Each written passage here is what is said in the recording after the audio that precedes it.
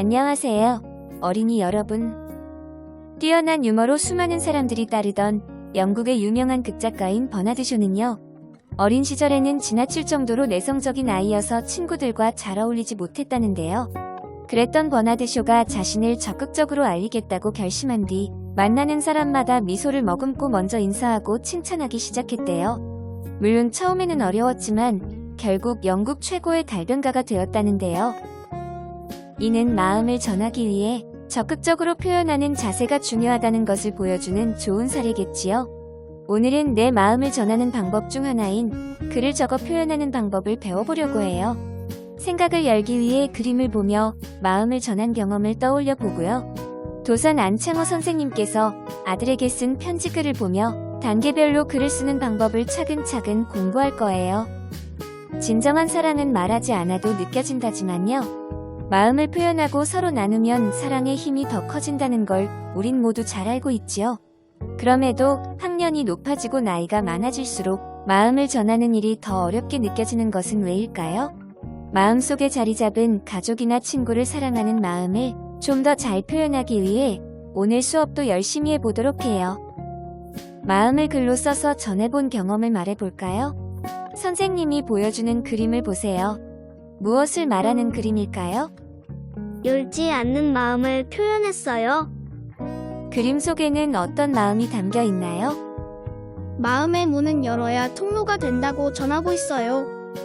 그림에서 닫힌 문과 벽이 굳게 닫힌 마음을 나타내는 것 같아요. 그래서 문이 아무리 많아도 열지 않으면 벽이 되는 것처럼 마음을 전하지 않으면 하나로 이어주지 않는다는 걸 보여줘요. 네, 멋진 표현이네요. 이번에는 아들을 향한 아버지의 마음을 생각하며 안창호 선생이 아들에게 쓴 편지를 읽어봅시다. 동영상을 잠시 멈추고 읽은 후 다시 재생해도 좋아요. 아들을 향한 아버지의 어떤 마음이 느껴졌나요? 이제 읽은 내용을 확인해 볼게요. 안창호 선생이 어디에 있을 때 쓴 편지인가요? 편지글 끝부분을 보면 보내는 날짜가 적혀있고 그 옆에 홍콩에서라고 적혀있어요. 물론 본문에서도 확인할 수 있고요. 좋은 사람이 되려면 어떻게 해야 한다고 했나요? 진실하고 깨끗해야 한다고 했어요. 그래서 좋은 책을 읽으라고 당부하셨어요. 그럼 어떤 책을 읽으라고 했나요? 네, 좋은 사람들의 이야기가 담겨 있어 본받을 수 있는 책과 공부에 필요한 지식을 얻기 위한 책을 멈추지 말고 읽을 것을 강조하셨어요.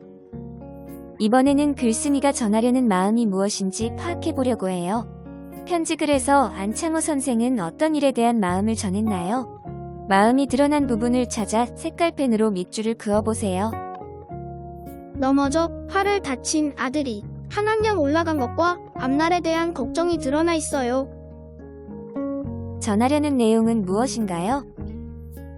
키가 크고 몸이 커지는 만큼 스스로 좋은 사람이 되려고 힘써야 한다는 내용이 담겨 있어요. 또 좋은 사람은 진실하고 깨끗한 사람을 말하는데 이를 위해서 좋은 친구도 가려 사귀고 좋은 책을 골라 읽을 것을 당부하셨어요. 덧붙여 우리 글과 책을 잘 익히라는 말도요. 앞차시에서 학습했던 마음을 전하는 글의 특징을 떠올려 보세요. 마음을 전하려고 어떻게 표현했나요? 편지글을 꼼꼼히 살펴보면요, 문장을 마무리할 때 여러 가지 표현을 적은 것을 알 수 있는데요. 그 예를 색깔로 표시해보면 매우 걱정되는구나, 축하한다, 무척 기쁘구나, 힘써야 하지, 보고 싶구나, 부지런해져라, 견디거라, 멈추지 말아라, 너를 믿는다 등으로 당부하는 내용에 대해 구체적으로 마음을 전하고 있어요. 편지글을 읽은 친구들의 이야기를 들어봅시다. 아버지가 아들과 관련된 일을 떠올리며 쓴 것 같아. 축하한다와 같은 표현으로 마음을 드러낸 것 같아. 열심히 견디거라와 같은 표현으로 아들에게 당부했어. 아들의 마음을 고려해서 썼어. 글쓰기는 4단계로 나눌 수 있는데요. 첫 번째 단계인 계획하기에서는 누구에게 마음을 전하고 싶은지, 그깟 닭이 무엇인지, 어떤 방법으로 마음을 전할지 정해야 해요. 그래서 안창호 선생은 아들에게 축하하는 마음과 걱정하는 내용을 편지 형식을 통해 전하기로 계획한 걸 알 수 있고요. 두 번째 단계의 내용 떠올리기에서는 어떤 내용과 표현을 적을지 정하고요. 세 번째 단계의 내용 조직하기에서는 어떤 차례와 짜임으로 글을 쓸 것인지, 편지글에 공통적으로 들어가야 할 내용이 무엇이고, 일어난 일에 대한 내용을 어디에 쓸지를 정하는 단계예요. 그래서 편지에는 다양한 짜임이 있을 수 있고, 전하려는 마음에 따라 내용이 달라질 수 있어요. 마지막 표현하기 단계에서는 읽는 사람을 고려해 알맞은 말투로 쓴답니다. 글쓰기의 각 단계에 따른 내용을 정리하면서 편지글을 확인해 봅시다. 특히 안창호 선생이 마음을 전하는 글을 쓴 방법을 생각하며 보기에서 알맞은 내용을 골라 빈칸에 써볼까요? 글을 쓸 때 고려한 점은 무엇인가요? 있는 사람인 아들의 입장을 고려하여 아들의 안부를 묻고 당부할 말을 전하기 위해 편지를 썼어요. 안부를 묻고 당부할 말을 전하기 위해 쓴 글에 여러 가지 마음이 드러나 있을 텐데요. 그중 어떤 마음을 전했나요? 다친 이를 걱정하는 마음, 한 학년 올라간 이를 축하하는 마음, 좋은 사람이 되기 위해 힘쓰기를 당부하는 마음이 나타나 있어요. 안창호 선생은 그 마음을 전하기 위해 무엇이라고 표현했나요? 걱정되는구나, 축하한다, 힘써야 한단다 등으로 자신의 마음을 구체적으로 표현했어요. 이 외에 다른 표현들도 많고요. 지금까지 공부했던 마음을 전하는 글을 쓰는 방법을 정리해 보도록 해요. 마음을 전하고 싶은 일을 떠올리고, 그래서 전하려는 마음을 생각해요. 마음을 잘 나타낼 수 있는 표현을 사용하고요. 읽는 사람의 마음이 어떠할지 짐작하며 써야 해요. 네, 맞아요. 덧붙여서 마음을 잘 나타내려면 자신의 마음이나 정서를 표현할 수 있는 다양한 낱말을 알고 활용하는 것도 필요하겠지요. 오늘 배운 내용을 정리하면요.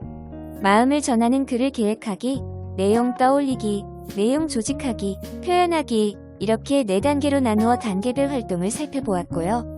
마음을 전하는 글의 특징에 따라 쓰는 방법을 정리하면요. 먼저 마음을 전하고 싶은 일을 떠올려 보고요. 그래서 전하려는 마음을 생각해요. 또 마음을 잘 나타낼 수 있는 표현을 사용하여 읽는 사람의 마음이 어떠할지 짐작하며 쓰면 된답니다. 오늘은 마음을 전하는 글을 쓰는 방법을 공부해 보았어요. 생활 속에서 마음을 전하는 글을 쓸 때 이 시간에 공부한 방법을 활용해 보세요. 모두 수고했어요. 다음 시간에 만나요. 안녕.